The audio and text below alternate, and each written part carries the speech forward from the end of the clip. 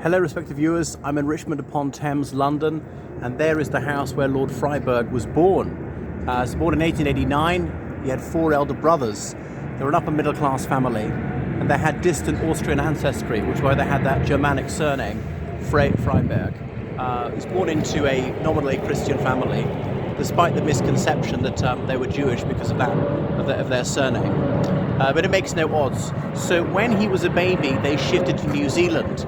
New Zealand was a dominion back in those days. The British Empire was extant. That was it. New Zealand had a tiny population and perceived itself as really an extension of the United Kingdom. I know it's very different these days. And almost everybody there was either a Maori or of British stock.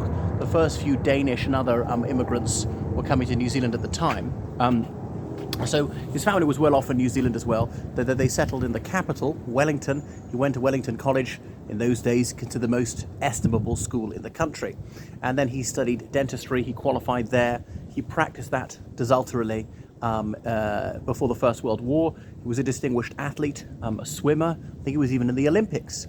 So then the First World War broke out and he volunteered for the Anzacs, Australian New Zealand Army Corps. New Zealand didn't even have a separate army. So very much cooperating with their neighbour across the Tasman Sea. And he served in many campaigns, including the disastrous Dardanelles campaign. Now, his failure is no reflection on him. It was probably an impossible task from the beginning. Churchill came to know him. They called him Tiny in relation to his height, or the salamander, as he seemed to somehow go through a hail of fire, but always dodge the bullets.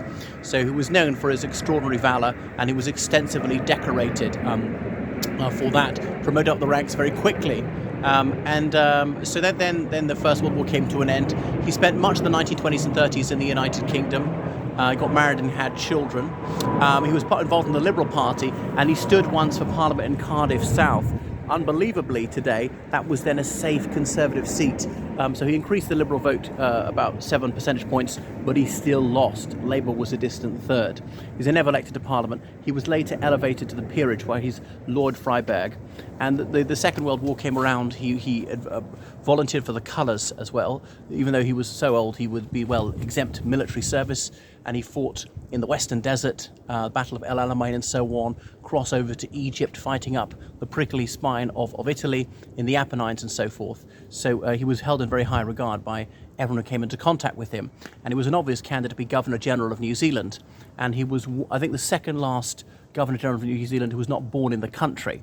And so then he returned to his adoptive homeland and served as the King's understudy from 1946 to 52, and carried that out really impeccably. And then he retired, dying in 1963, if memory serves. But unfortunately for him, he missed 2 really stellar events for New Zealand.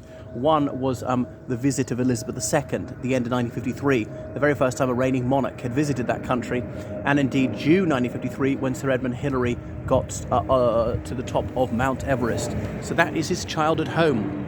He died in Windsor and he's buried in Guildford.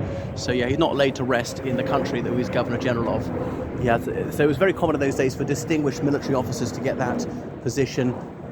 With Porritt as well, who was the most senior officer in the Royal Army Medical Corps. He served, I think, just after this guy. Well, no, sorry, not one, 2 after him, actually. Thank you for watching the channel. Make sure you subscribe on Patreon, donate to PayPal, georgecallahan79@gmail.com. Toodaloo.